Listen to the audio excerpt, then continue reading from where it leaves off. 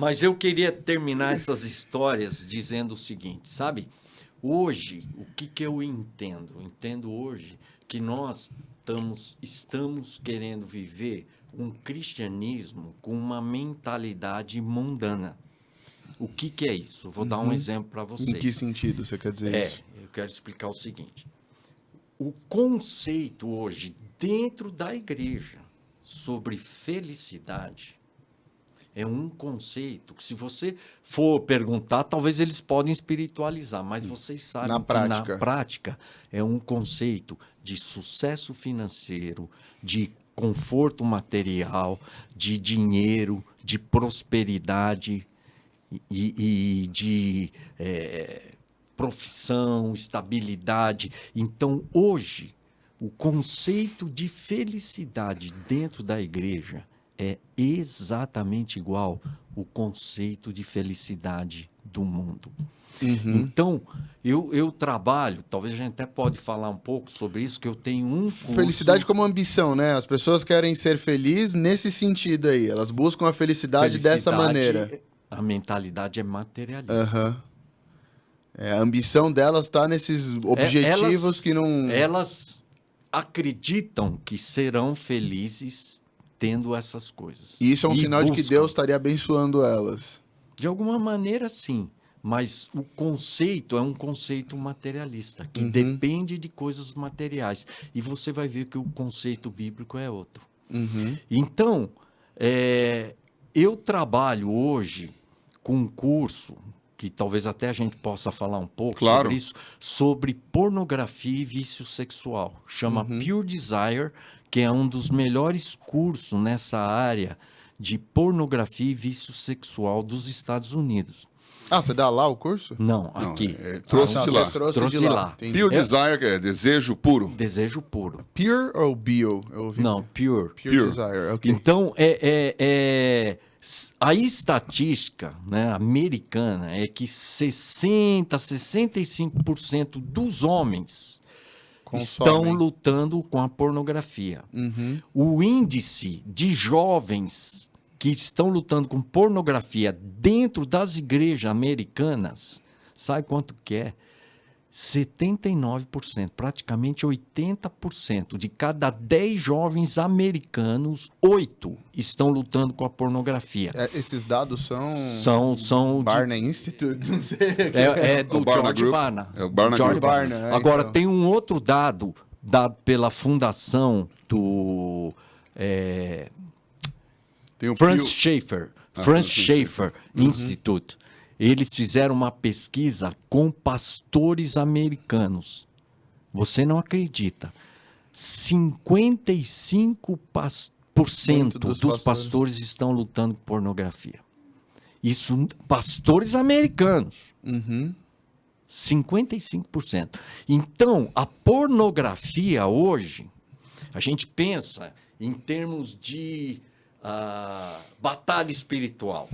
Então, a gente pensa feitiçaria, demônio, tal. Eu penso em termos de indústria mesmo.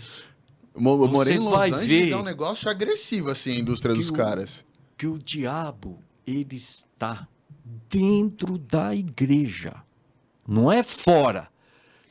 De cada 10 homens, você pode estar certo, no mínimo, uns 5 a 6 estão lutando com a pornografia. Agora, você quer saber de uma coisa pior, que o diabo está com a mão dele, segurando, amarrando e prendendo a igreja? Mamão. Eu acho que mais de 90% das pessoas estão presas por mamão. Só dinheiro, só sucesso, só isso e aquilo.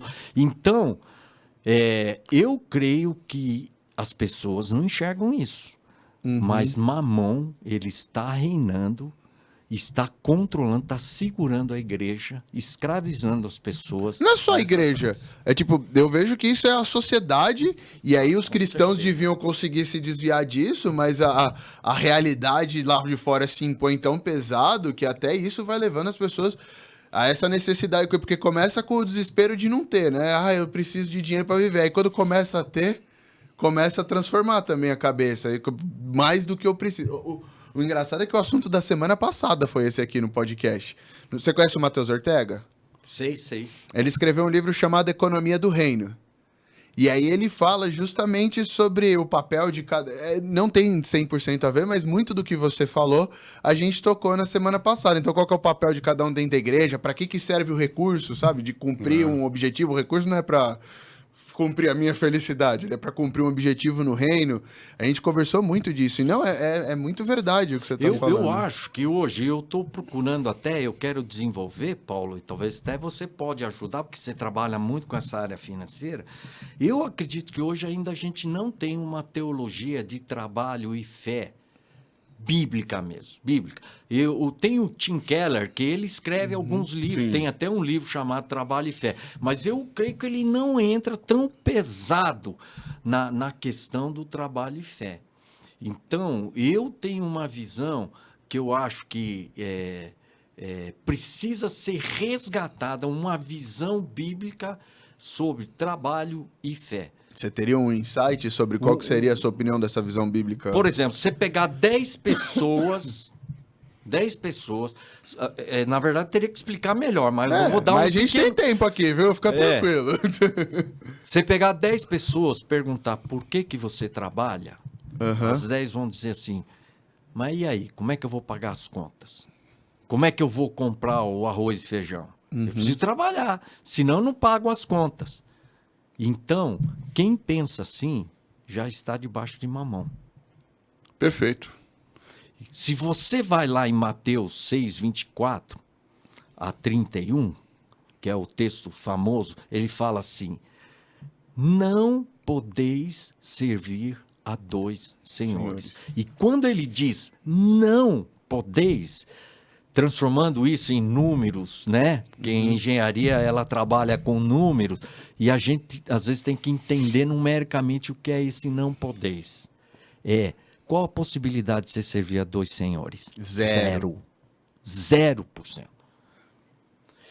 E ele fala, ninguém pode servir, ninguém, é 100%, pode servir a Deus e a mamonas, a palavra que ele usa, que é riquezas, mas a palavra mamonas tem a sua origem na palavra mamon, que é o Deus das riquezas. Então, ele usa a expressão, você há de amar, ou devotar, ou servir. Então, não tem como você querer servir a dois senhores e não há, sabe, a incompatibilidade, não é possível você querer servir a Deus e a mamão. Até aí todo mundo aceita e entende. Agora, quando você vai para o 25, a coisa começa a esquentar. Porque no 25 há uma expressão que ele usa, por isso, por essa razão, por esse motivo, o que ele está fazendo? Está conectando o 24 com o que ele vai falar. E ninguém faz essa transição tão clara. Então, ele está conectando o não podeis servir a dois senhores, não podeis servir a Deus. E aí ele fala, por isso, por essa razão, por esse motivo, eu vou traduzir, né, a ideia. Se você se preocupar com as coisas básicas, ficar ansioso com o que comer, beber, vestir, você já se colocou debaixo de mamão. E aí, ele vai desenvolver esse tema, que é importante. Nós temos tempo? O objetivo aqui é justamente poder desenvolver, fazer perguntas. Eu tava com medo que você não ia fechar o parênteses, mas você fechou o parênteses. Agora você explicou por que uma pessoa que entra com a vida nessa mentalidade de eu preciso trabalhar para pagar as contas, porque senão o que eu faço? Agora você deu a conclusão do porquê que isso já é servir mamão. Dando uma visão bíblica, né? Do porquê isso já é servir mamão. Agora, você tem que entender o resto. Então ele fala, se você ficar preocupado, por quê? Porque você está preocupado com comer, beber e vestir, o que você precisa? De dinheiro. E isso te coloca debaixo de mamão. Aí ele vai dar o exemplo. Olha a árvore do céu. Olha os lírios no campo. Não armazena, tal. Aí todo mundo fala assim, Eu vou agora viver que nem um passarinho. Vou viver de fotossíntese. Piano e tal. Então, as pessoas entendem errado. O que Jesus está dizendo aqui, eu vou usar numa expressão mais popular. Analogia. O que Jesus está fazendo, ele está dizendo o seguinte: olha o passarinho, que é um tremendo de um vagabundo, que não faz nada, um boa vida. Pera, ele espalha sementes pelo que ele mundo. não planta, não colhe, não semeia. E Deus sustenta ele. Vocês valem muito mais. Quer dizer, se um animalzinho desse, que não tem valor, que não faz nada, né? Deus a sustenta. Deus segura, como é que vai fazer com você, né? Vocês valem muito mais. Então, o primeiro ponto é esse. Que Deus, ele vai nos sustentar. Se ele sustenta... Então, essa é a ideia. Ele não está falando de não trabalhar. Ele está falando, está fazendo uma comparação e dizendo o quanto que você é precioso e que se ele sustenta um passarinho, ou ele veste uma erva do campo, que está lá um dia, outro dia já não está mais, quanto mais nós. E aí ele usa uma expressão assim, homens de pequena fé. Por quê? Porque ele chama a gente de incrédulo. Porque a gente não crê que Deus pode nos sustentar. Então esse é o primeiro ponto. Você tem que crer que é Deus quem nos sustenta. Isso é a base que o texto nos coloca. E o segundo ponto que ele fala ali é: por que vocês estão ansiosos? Por que vocês estão preocupados com o que comer, beber e vestir? É os gentios que procuram todas essas coisas. Exatamente. Então ele está falando, quem pensa assim, quem tem essa mentalidade, é os caras do mundo. Essa mentalidade, eu preciso, porque senão não pago as contas, senão não tenho como comer. Essa mentalidade é mundana. Olha que forte.